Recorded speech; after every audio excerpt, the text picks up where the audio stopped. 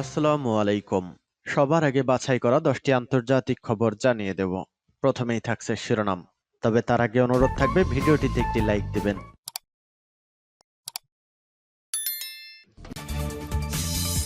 Israel ফিলিস্তিন পুরোদমে যুদ্ধ চলছে, জানিয়ে দেব আমাদের হাতে থাকা সর্বশেষ গুরুত্বপূর্ণ আপডেট। আন্তর্জাতিক সংবাদ, গাজার বিভিন্ন স্থানে ইসরায়েলি সামরিক যান ধ্বংস করল হামাস। এরপর জানিয়ে দিব নতুন ক্ষেপণাস্ত্র সামরিক হেলিকপ্টার যুক্ত হলো ইরানের নৌবাহিনীতে।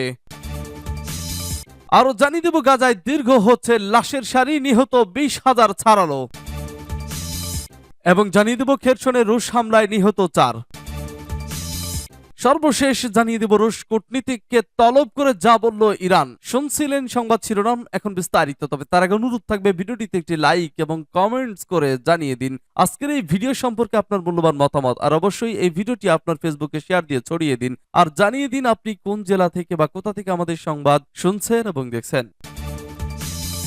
গাজার বিভিন্ন স্থানে ইসরায়েলি সামরিক যান ধ্বংস করল হামাস। গাজা উপত্যকার বিভিন্ন স্থানে ইসরায়েলি সামরিক যান ধ্বংস করেছে ফিলিস্তিনি প্রতিরোধ আন্দোলন হামাস। হামাসের সামরিক শাখা আল কাসসাম ব্রিগেডের এক বিবৃতিতে সূত্রে এই তথ্য জানিয়েছে আনাদোলু এজেন্সি। তুর্কি সংস্থা আনাদোলুর প্রতিবেদনে বলা হয়েছে, দক্ষিণ গাজার পূর্ব খান ইউনুসে হামাস যোদ্ধাদের সাথে ইসরায়েলি বাহিনীর তুমুল সংঘর্ষ হয়। এ সময় তারা ইসরায়েলের একটি বিস্ফোরক যন্ত্রের বিস্ফোরণ ঘটায়, ফলে ইসরায়েলি সেনাদের মাঝে হতাহত ঘটে। প্রতিবেদনে আরো বলা হয়, আল কাসসাম ব্রিগেডের আরেকটি দল উত্তর গাজার বেইত লাহিয়াতে 5 ইসরায়েলি সেনাকে লক্ষ্য করে রকেট চালিত গ্রেনেড নিক্ষেপ করে। এতে তাদের মাঝেও হতাহতের ঘটনা ঘটেছে। আনাদোলু জানায়, আল কাসসাম ব্রিগেডের সদস্যরা খান ইউনুসে ইসরায়েলের একটি সাজোয়া যান ও বুলডোজার লক্ষ্য করে হামলা চালায়। এটিও সফল হয়। তবে এই আক্রমণ সম্পর্কে ইসরায়েলের সামরিক বাহিনী এখনো কোনো বিবৃতি দেয়নি। উল্লেখ্য, 27 অক্টোবর ইসরায়েলি বাহিনীর স্থল অভিযান শুরুর পর থেকে গাজা জুড়ে তুমুল যুদ্ধ শুরু হয়। এ যুদ্ধে অন্তত 20,057 ফিলিস্তিনি মারা গেছে।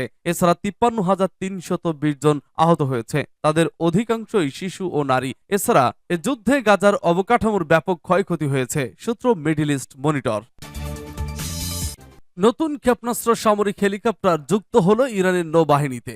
ইরানের নৌবাহিনীতে নিজেদের তৈরি নতুন সামরিক সরঞ্জাম যুক্ত হয়েছে। এর মধ্যে রয়েছে কৌশলগত ক্রুজ ক্ষেপণাস্ত্র ব্যবস্থা ও সামরিক হেলিকপ্টার। রোববার ইরানের দক্ষিণ পূর্ব বন্দর নগরীতে ইরানি সেনাবাহিনীর প্রধান কমান্ডার মেজর জেনারেল আব্দুল রহিম মোসাভি, ইরানের নৌবাহিনীর কমান্ডার রিয়ার অ্যাডমিরাল শাহরাম ইরানি এবং অন্যান্য সিনিয়র সামরিক ব্যক্তিত্বদের উপস্থিতিতে নৌবাহিনীকে নতুন অস্ত্র সরবরাহ করা হয়। জানা গেছে, এর মধ্যে তালায়ে কৌশলগত ক্রুজ ক্ষেপণাস্ত্র ব্যবস্থা, নাসির ক্রুজ ক্ষেপণাস্ত্র ব্যবস্থা ও প্রথমবারের মতো দেশীয় ইলেকট্রনিক যুদ্ধ ব্যবস্থা সহ হেলিকপ্টার এবং পুনরুদ্ধারের উদ্দেশ্যে হালকা সামরিক হেলিকপ্টার অন্তর্ভুক্ত রয়েছে।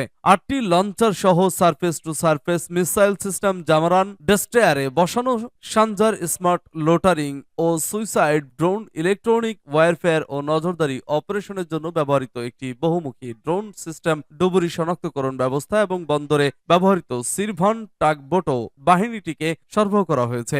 1000 কিলোমিটার রেঞ্জের তালায়ে ক্ষেপণাস্ত্রকে স্মার্ট বলে অভিহিত করা হয়েছে, যা উড়ানোর সময় গতিপথ পরিবর্তন করতে পারে এবং আঘাত করার এবং ধ্বংস করার আগে একটি নতুন লক্ষ্য বেছে নিতে পারে। এদিকে ভারতের গুজরাট উপকূলে একটি রাসায়নিক বাহী ট্যাঙ্কারে যে ড্রোন হামলা হয়েছে সেটি ইরান থেকে ছোড়া হয়েছিল বলে দাবি করেছে যুক্তরাষ্ট্র। এই ঘটনা লোহিত সাগরের বাইরেও বাণিজ্যিক জাহাজ চলাচলে ঝুঁকি বাড়ার ইঙ্গিত হিসেবে দেখছে তারা। গত শনিবার স্থানীয় সময় সকাল 10টার দিকে গুজরাট উপকূলে জাপানি মালিকানাধীন একটি বাণিজ্যিক জাহাজে ড্রোন হামলা চালানো হয়। এতে জাহাজটিতে আগুন ধরে গেলেও তা দ্রুতই নিয়ন্ত্রণে আনা হয়। এই ঘটনায় কেউ হতাহত হননি। সূত্র প্রেস টিভি।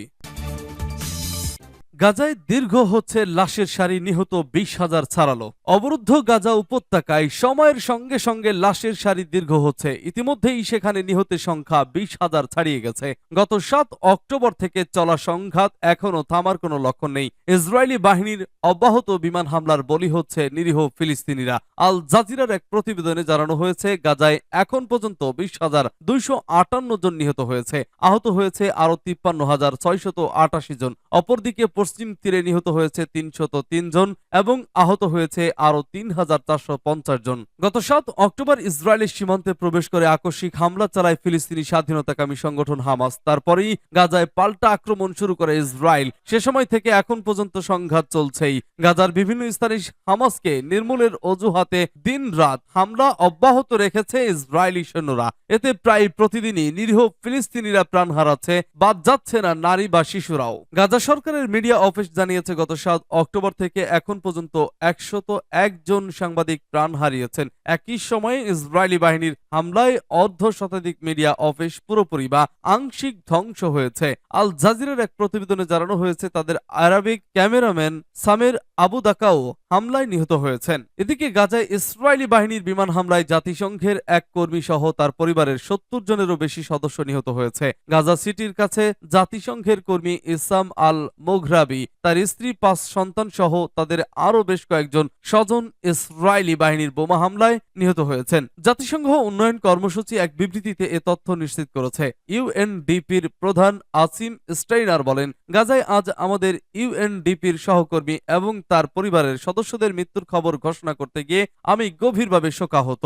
বিমান হামলায় তার পরিবারের ৭০ জনেরও বেশি সদস্য নিহত হয়েছে বলে জানা গেছে। প্রায় ৩০ বছর ধরে ইসাম আল মোঘরাবি জাতিসংঘের সহায়তা কর্মসূচির মাধ্যমে ফিলিস্তিনি জনগণের জন্য ইউএনডিপির সঙ্গে কাজ করেছেন। এই সংস্থার একজন প্রিয় সদস্য হিসেবে তিনি স্মরণীয় হয়ে থাকবেন বলে বিবৃতিতে জানানো হয়। এদিকে খেরসনে রুশ হামলায় নিহত ৪।